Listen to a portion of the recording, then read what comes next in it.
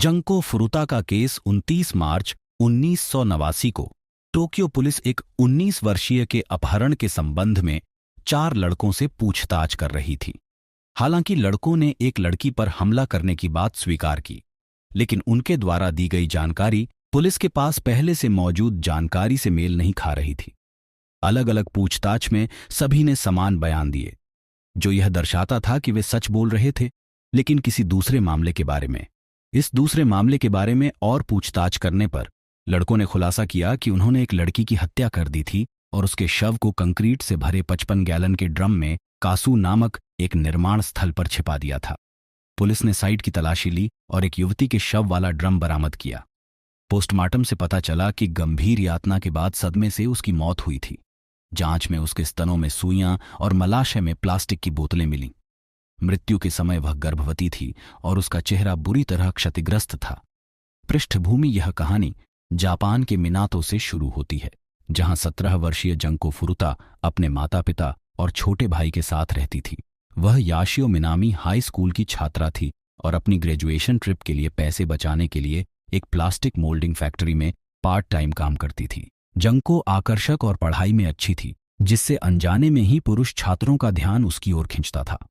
उसके स्कूल में 4 लड़कों का एक समूह था जिन्होंने पढ़ाई छोड़ दी थी, लेकिन अक्सर दूसरे छात्रों को परेशान करने के लिए लौटते थे। स्थानीय गैंगस्टरों से उनके संबंध थे, जिससे छात्र, शिक्षक और स्थानीय निवासी उनसे डरते थे। समूह में शामिल थे हिरोशी मियानो 18 वर्ष, जो ओगुरा 17 वर्ष, शिंजी मिनातो 16 वर्ष, यासुशी वतानबे 17 वर्ष। हिरोशी मियानो को जंको से प्यार हो गया और उसने प्रपोज किया, लेकिन जंको ने विनम्रता से मना कर दिया। अस्वीकृति को स्वीकार न कर पाने के कारण मियानो के मन में बदले की भावना पैदा हो गई। अपहरण 25 नवंबर 1988 को, जब जंको अपने पार्ट टाइम जॉब से साइकिल से घर लौट रही थी, हिरोशी मियानो और शिंजी मिनातो ने उसे देखा।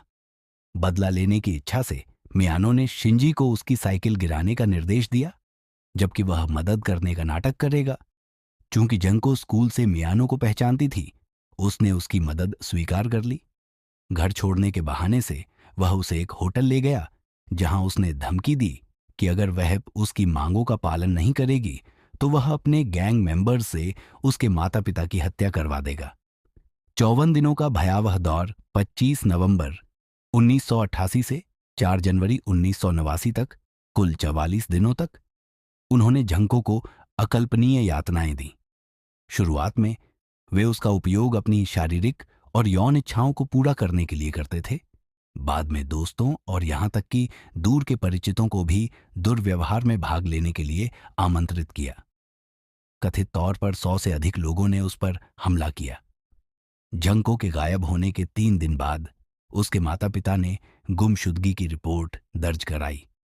अपराधियों ने जंको को अपने माता पिता को फोन करने और यह कहने के लिए मजबूर किया कि वह एक बॉयफ्रेंड के साथ भाग गई है और खुश है, जिससे उसके माता पिता ने रिपोर्ट वापस ले ली।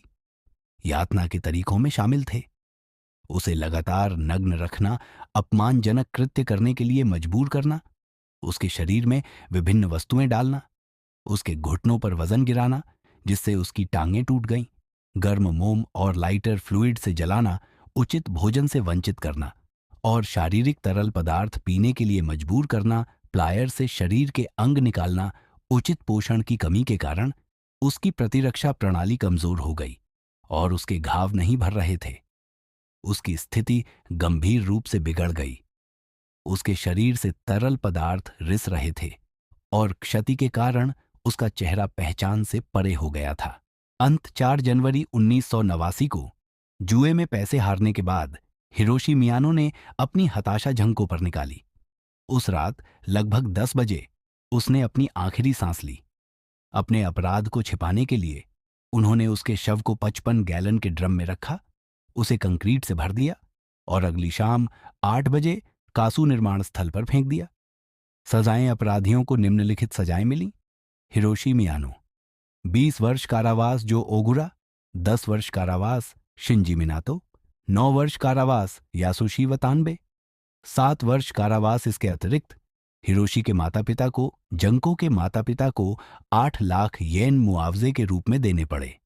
ये मामला मानव इतिहास के सबसे विचलित करने वाले और क्रूर अपराधों में से एक रहा है, जो युवाओं में हिंसक व्यवहार को संबोधित करने के महत्व को उजागर करता है।